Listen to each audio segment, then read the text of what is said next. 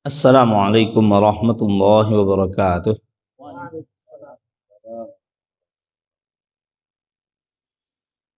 Alhamdulillahilladzi khalaqa fasawwa wa anzala al-Qur'ana lil huda. Wassalatu wassalamu ala nabiyyina Muhammadin sallallahu alaihi wasallam alladzi da'a an-nasa ila tariqil huda wa ala alihi wa sahbihi wa man tamassaka bihadihi bi ihsanin ila yaumil uqba. Asyhadu an la ilaha illallah wahdahu la syarika lah wa asyhadu anna Muhammadan abduhu wa rasuluh.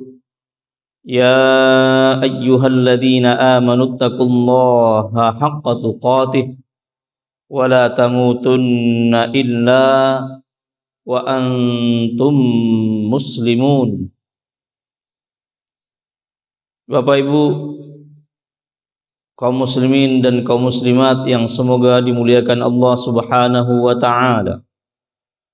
Mari kita kembali menghidupkan renungan-renungan kesyukuran kepada Allah Subhanahu wa taala yang berasal dari lubuk hati kita yang paling dalam, dan kita ucapkan serta kita buktikan dengan sikap perbuatan bahwa sesungguhnya kesempatan hidup di atas dunia ini hanyalah sementara, yang kita tidak pernah bisa mengetahui apalagi menjamin bagaimana akhirnya.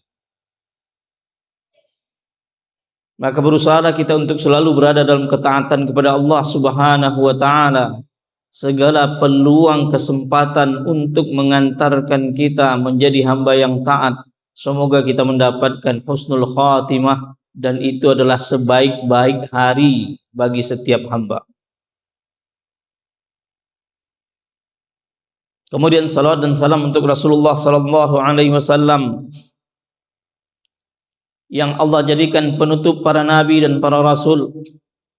Apa gerangan yang bisa kita pahami sebagai umat Nabi Muhammad dari keimanan kita bahwa Nabi Muhammad itu penutup para nabi, penutup para rasul? Apa hikmah terbesar Allah tidak lagi mengutus nabi ataupun rasul setelah Nabi Muhammad sallallahu alaihi wasallam? Singkatnya Bapak Ibu, bahwa kalau kita ingin memahami serta mengamalkan Islam dengan baik, dengan utuh, dengan sempurna, cara satu-satunya adalah berusaha untuk mempelajari, meyakini, serta mengamalkan petunjuk-petunjuk yang telah ditinggalkan oleh Rasulullah secara utuh. Dan izinkan saya mengatakan Bapak Ibu, kalaulah umat Islam di zaman sekarang secara utuh mampu mengikuti Rasulullah, niscaya janji Allah itu pasti terwujud. Tapi ini dilema terbesar umat Islam di zaman sekarang, bahwa kadang-kadang dalam memahami dan dalam mengamalkan agama, tidak sedikit di antara umat Islam lebih mengedepankan logika mereka daripada tuntunan Rasulullah SAW. Sehingga mengedepankan logika itulah yang terjadi menjadi penyebab janji-janji yang telah Allah janjikan kepada orang beriman belum terwujud. Bukan Allah tidak mau memberikannya, tetapi kita belum memenuhi syarat untuk menerima janji. Allah mengatakan misalnya di dalam surat An-Nur ayat 55 bahwa orang beriman itu akan menguasai dunia. Dan itu sejarah. Kalau boleh kita sebut sedikit, orang-orang Arab pada umumnya, orang-orang Quraisy pada khususnya, sebelum mereka memahami dan mengamalkan Islam utuh, apakah mereka pernah dicatat dalam sejarah sebagai orang yang berpengaruh dalam dunia internasional? Tidak. Kebanyakan mereka hanyalah pengembala kambing. Kondisi internal mereka bermasalah. Tapi ketika mereka mampu memahami petunjuk Rasulullah, para pengembala kambing berubah menjadi penguasa dunia. Bahkan orang Arab waktu itu setelah Islam menjadi sebuah atau menjadi sesuatu yang menakutkan bagi orang-orang kafir. Padahal wilayah mereka itu juga sama dengan sekarang, bahkan lebih sedikit daripada yang sekarang. Apa yang membuat umat ini mulia? Jawabannya adalah kembali kepada Islam secara kafah. Kadang-kadang Pak Ibu kalau boleh Pak berseluruh, umat Islam kadang-kadang dalam agama moko model ke rumah makan yang dihidangkan Pak Ibu. Dihidangkan sambal Pak Ibu, banyak. Nan kita makan biasanya apa Pak Ibu? Nan ketujuh, bambiak dendeng misalnya, kalau ketujuh dendeng, bambiak rendang, kalau ketujuh rendang, dan lain sebagainya. Sebanyak tuh sambal yang terhidang, nan dimakan apa Pak? Nan katu. Berapa banyak umat Islam itu dalam mengambil Islam yang sesuai dengan seleranya, yang tidak sesuai dengan seleranya, tidak ada disentuh-sentuh. Kalau sebab itu Bapak Ibu, Islam yang diajarkan oleh Rasulullah itu utuh seutuh-utuhnya. Kewajiban kita pertama berusaha sekuat tenaga untuk mempelajari, lalu mengamalkannya sebagaimana Rasulullah SAW mengamalkan. Makanya kaidah pertama yang harus selalu hidup di dalam sanubari kita Bapak Ibu. Itu Allah sampaikan dalam beragama ini, Allah sampaikan dalam surat An-Nisa ayat 59. Ini harus selalu kita ingat.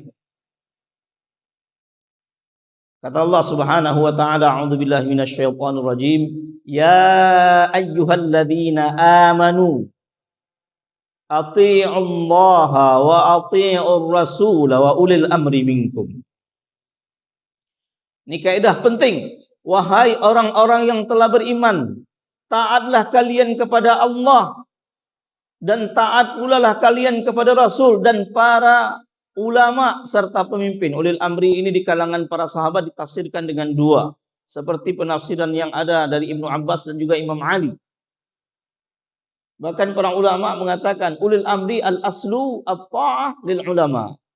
Kenapa? Karena pemimpin itu semestinya mengikuti ulama, bukan sebaliknya. Bukan ulama yang mengikuti pemimpin. Karena yang lebih mengerti tentang ketentuan syariat itu adalah apa? Ulama. Dan orang-orang yang menjadi ulama dan pemimpin minkum ay minal mu'minin. Artinya dari kalangan orang beriman. Para ulama tafsir menyebutkan hikmah disebutkannya ati'ullaha pakai kalimat ati'u ketika kepada Rasul wa ati'ur rasula, ini menandakan bahwa ketaatan kepada Allah dan Rasulnya mutlak. Tapi ketika selain pada Allah dan Rasul tidak dikatakan wa ati'u ulil amri minkum, tapi wa ulil amri minkum.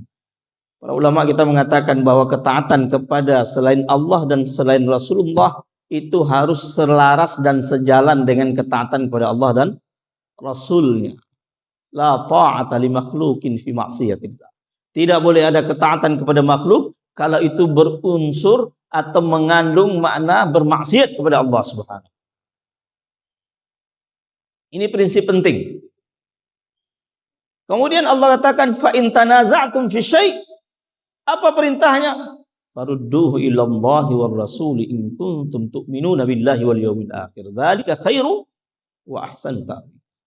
Jadi kalau kita berbeda pendapat dalam permasalahan agama, tidak mengandalkan logika masing-masing. Farudduhu ilallahi war rasul. Kembalikan kepada Allah dan Rasul. Maksudnya apa? Kembalikan kepada Al-Quran, kembalikan kepada sunnah Rasulullah sallallahu alaihi wasallam. Sunnah qauliyah, sunnah fi'liyah, sunnah takririyah. Sebelum kita lanjutkan Bapak Ibu, izinkan saya sedikit menyinggung permasalahan ini penting, bukan permasalahan kecil. Izinkan dulu, ini harus kita sebagai warga Payakumbuh pada khususnya betul-betul merasakan takut kalau ini dibiarkan berlalu ketika Allah Subhanahu wa taala menurunkan adabnya, kita na'udzubillah bisa saja kita tertimpa. Bapak ibu-ibu, ambo yakin sebagian awak kalaupun tidak sadonyo pasti mengetahui acara konser beberapa waktu yang lalu. Konser itu sendiri sudah maksiat, tapi mungkin lebih parah lagi, ada ucapan yang sangat parah dalam timbangan syariat yang muncul dalam konser. Apa ucapan itu, Ibu? Tuhan dan palsu. Ini dalam konteks syariat ucapan yang paling berat, Bapak Ibu. Dinukilkan dari para sahabat, dinukilkan dari para tabi'in, ijma' semuanya. Ucapan yang mengandung hal merendahkan Allah Subhanahu wa taala.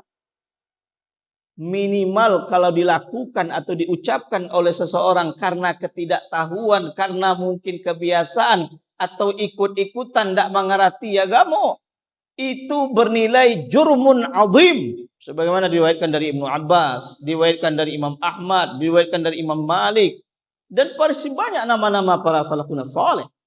Apa jurmun azim? Dosa besar yang wajib pelakunya bertobat dan minta ampun. Kalau ada pemimpin Islam wajib untuk memaksanya untuk bertobat.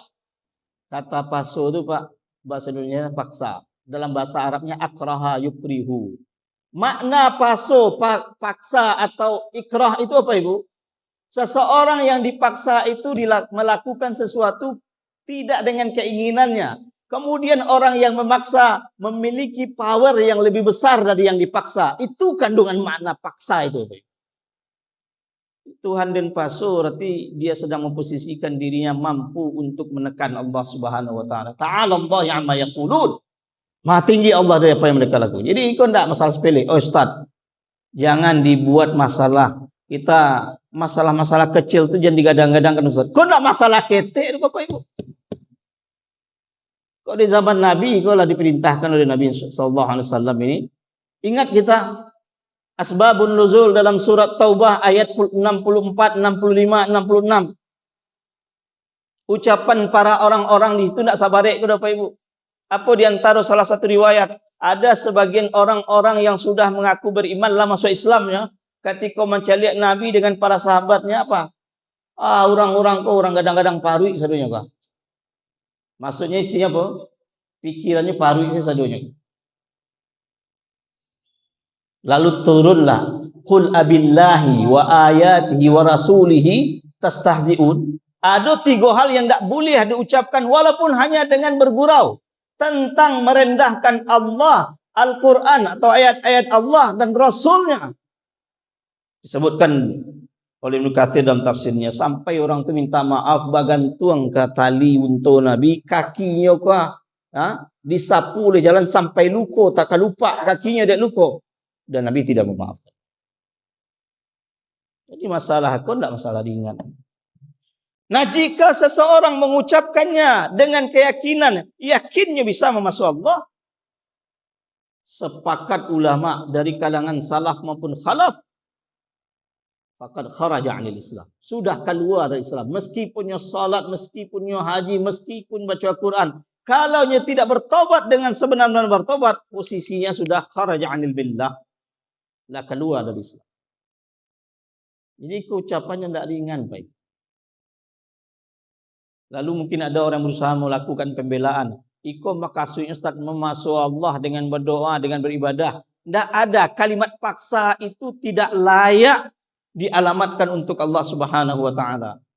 Allah Subhanahu wa taala mengatakan malakum la tarjuna lillahi waqara dalam surat Nuh ayat 13. Kenapa kalian tidak meyakini atau tidak takut tentang keagungan Allah Subhanahu wa taala? Ayat berikutnya Allah ceritakan bagaimana kekuasaan Allah.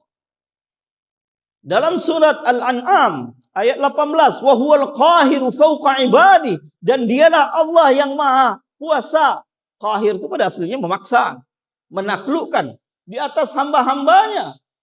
Wa huwal hakimul khabir, dan Allah itu maha bijaksana lagi maha mengetahui. Sifat memaksa itu bahkan para ulama berbeda pendapat, bolehkah kata-kata ikrah itu kita gunakan untuk Allah? Enggak. Yang ada sifat Allah itu qahir, bukan mukrih. Sedangkan Allah memaksa hambanya, Allah tidak pakai kata-kata akraha yukrihu, tapi qahar. Makanya meminta kepada Bapak Ibu, seandainya ada di antara Bapak Ibu yang punya koneksi dengan pengambil kebijakan di kota ini, ingatkan mereka. Kok kapan lah bocorkan namanya kan? Ndak nama bocorkan kapa tu sih entah nak jawab sadonya. Ada orang membocorkan kapa ndak boleh awak diam tu. Tutup bocor tu dan kecen kenyo dangku sini tabanam jo kami jawab sadonya tabanam tu. Tapi kalau sebaliknya dilakukan seakan-akan ketika kita protes kita pula yang salah dianggap membuat sebuah permasalahan hanya kepada Allah. Allahumma inna nabra'u ilaika mimma fa'alas sufaha'u min. Ya Allah, kami berlepas diri dari apa yang dilakukan oleh orang-orang yang tidak mengerti di antara kami. Mohon maaf kalau di luar apa, tapi ini perlu disampaikan Bapak Ibu karena itu tidak masalah sepele. Makanya kau kewajiban awak mengajarkan anak-anak. Walaupun orang bisa cuci tangan, oh iko yang penonton kami tidak sesuatu. Ya, apapun yang diberikan alasan, yang intinya kalimat ini bukanlah tidak boleh berlalu begitu saja dianggap sepele, dianggap tidak penting, dianggap ini tidak. Kalaupun kita tidak mampu merubah, ya Allah kami telah menyampaikan secara lantang, ya Allah ampuni ketidakberdayaan kami melebihi apa yang telah kami lakukan. Bapak Ibu kita lanjutkan. Walaupun patang lambu sampaikan juga, ambo tanya ke apa-apa. Sebelum kita lanjutkan, ada logika sederhana apa-apa. Ketika apa-apa misalnya sedang bersepeda, misalnya Pak, ya enggak? Lalu dalam bersepeda itu tagiliang atau mungkin ya tagiliang batu, ya Pak?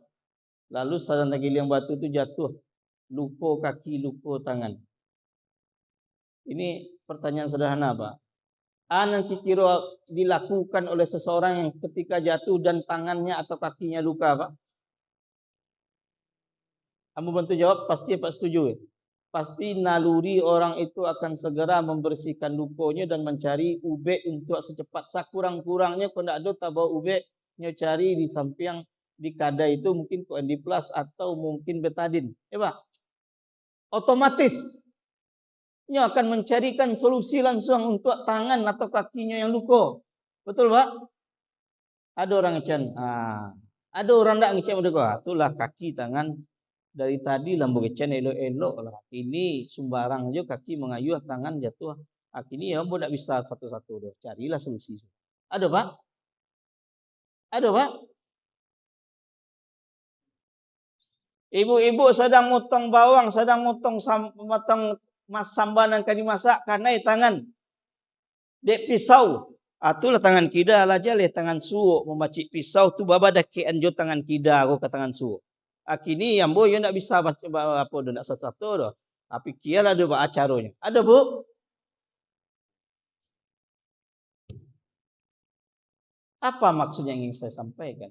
Rasulullah sallallahu alaihi wasallam Bapak Ibu mengumpamakan orang beriman ini tidak berbatas ras, tidak berbatas negara, tidak berbatas suku bangsa. Yang menyatukan mereka adalah la ilaha illallah Muhammadur Rasulullah. Maka orang yang mengucapkan dua kalimat syahadat mereka berstatus mukmin, berstatus muslim dimanapun mereka berada. Perumpamaan orang beriman dan nacok kita dengan apa Ibu?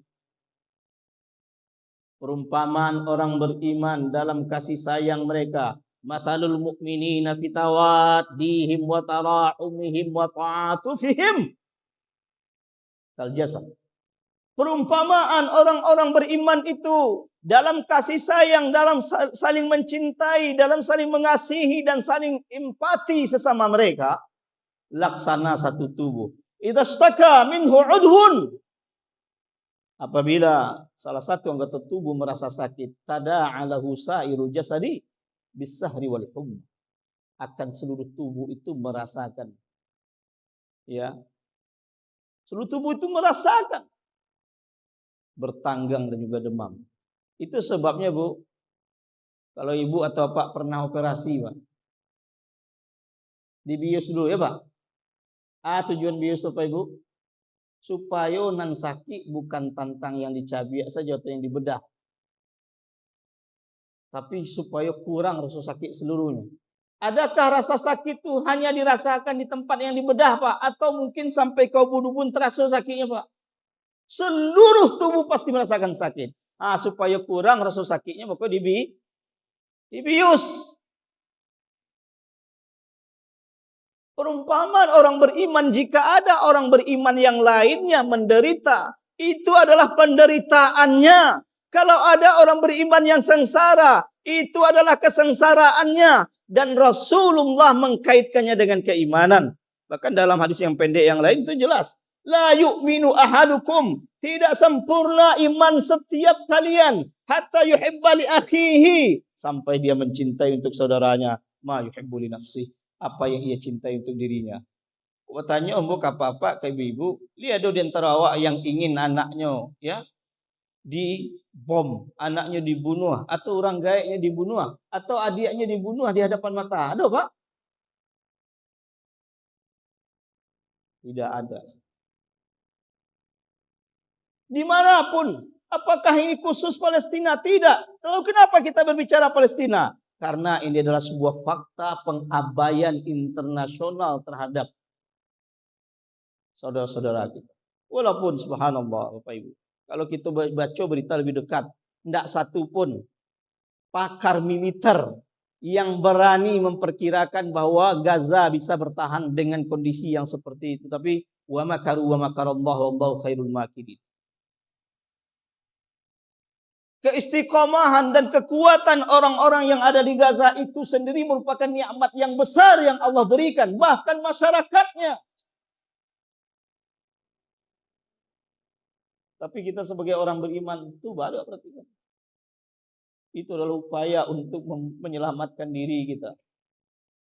Bahwa ketika ada saudara kita teraniaya, kita diam seribu bahasa. Bahwa itu akan membuat kita ya bermasalah.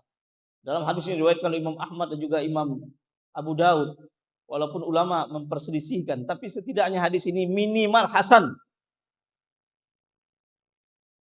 Ma mimri'in muslimin yakhdhulu mimri'an musliman fi mawdi'in tuntahaku fihi hurmatuhu. Tidak adalah seorang muslim yang sengaja membiarkan saudara muslimnya di tempat yang mana kehormatannya dicabik-cabik dan harga dirinya diinjak-injak, kecuali Allah akan biarkan hamba ini pada waktu dia menginginkan pertolongan dari Allah Subhanahu wa taala. Para ulama menyebutkan, kalau orang terbiasa membiarkan saudaranya pada hari kiamat, dia tidak akan mendapatkan pertolongan dari Allah Subhanahu. Allah menyelamatkan diri, wasan apa itu? Mereka Allah yang pasti akan menolongnya. Dan kesabaran mereka seperti itu adalah bentuk nikmat besar dari Allah kepada mereka. Cuman Islam itu bukan saja perkara pribadi. Apa yang Allah wajibkan kepada orang beriman? Wa inistansarukum fa'alaikumun nasr. Jika mereka minta tolong kepada kalian, fa'alaikumun nasr. Wajib bagi kalian untuk menolong. Kalimat alaikum itu dalam bahasa Arab, dalam ilmu balaghah, lebih balik daripada perintah-perintah yang lain. Setidaknya kalaupun barangkali kita melihat, barangkali ada di antara umat Islam melihat beberapa kesalahan dan kekeliruan. Ambo ingin mengatakan sederhana aja. Ketika kita melihat kesalahan dan kekeliruan saudara kita, pertanyaan sederhana, apakah menurut kita dia masih muslim atau tidak? Kalau masih muslim, berlaku hadis Nabi, al-muslimu akhul muslim. Orang Islam itu adalah saudara bagi orang Islam yang lain.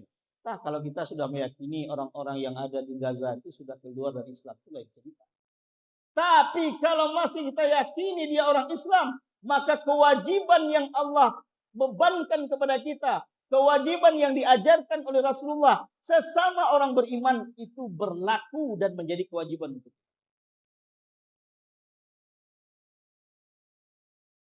Maka oleh sebab itu Bapak Ibu, kita bersyukur kepada Allah Subhanahu wa taala tanpa ingin menyanjung-nyanjung. Ambo mohon maaf Ustaz. Sebenarnya adanya akhirnya kesepakatan kita mengutus 2 orang ustaz kita ke Palestina, pun tak berlebihan. Ikon tak kali babaliak tak indah. Karena memang targetnya ingin masuk ke Palestina. Tapi kita berdoa kepada Allah, semoga Allah berikan keamanan, kenyamanan, dan Allah kuatkan hati beliau berdua. Dan ini bukan perkara ringan. Bahkan tidak satu lagi sekaya lembaga yang lain. Kita ingin mengatakan ke penduduk Payakumbuh dan 50 kota, kita ingin mengantarkan titipan Bapak Ibu langsung ke tangan orang yang mungkin betul-betul membutuhkan. Walaupun tidak banyak dibandingkan mungkin donasi-donasi yang lain. Tapi ya Allah, mudah-mudahan ini hujah di hadapan-Mu ya Allah, bahwa kami berbuat semampu semaksimal yang kami bisa. Jadi kau bukan untuk pai orang pai awak, enggak. Tapi ini betul-betul bersumber dari rasa ingin membantu. Dan mudah-mudahan kau bukan yang pertama sekaligus terakhir kali. Mudah-mudahan setelah itu terbuka jalan. Dan ingat apa Ibu? Mau tutup mungkin dengan itu. Nabi dalam banyak hadis mengatakan tentang kemuliaan Syam dan Palestina itu bagian daripada negeri Syam. Salah satu ciri kebangkitan umat Islam di akhir zaman. Apa kata Rasulullah? Kalau membaik penduduk Syam, membaik agama orang Syam, maka itu adalah salah satu ciri umat ini akan bangkit. Kepedulian kepada Syam, Palestina, bagian dari Syam, adalah upaya untuk menjemput janji Allah Subhanahu wa ta'ala. Mari kita sama-sama berusaha sekuat tenaga Bapak Ibu. Yang ada mungkin doanya kita berdoa, yang ada kekuatan dananya kita ikut terlibat. Tidak ada niat kita kecuali untuk mengharapkan keridhaan dari Allah Subhanahu wa ta'ala. Terakhir, mari kita sama-sama berdoa kepada Allah. Ya Allah, jika Engkau ridai apa yang kami lakukan, ya Allah, jika Engkau ridai apa yang kami lakukan, sebagaimana Engkau mengumpulkan kami di masjid yang mulia ini, ya Allah, maka kumpulkan pula kami kelak di dalam surga-Mu, ya Allah. Kami tahu amalan kami sedikit, dosa kami menumpuk, tapi Engkau Maha tahu dengan apa yang kami inginkan, ya Allah. Maka jadikan ini sebagai salah satu lumbung pahala yang bisa Engkau masukkan kami dengan rahmat-Mu ke dalam surga. Amin ya rabbal alamin. Mudah-mudahan awak di hari kiamat bersobok kali apa. Sebagaimana kita bertemu di masjid ini, semoga Allah jadikan kita kembali bertemu di dalam surga-Nya. Amin ya rabbal alamin. Aku qouli hadza astaghfirullah li wa lakum. Wassalamualaikum warahmatullahi wabarakatuh.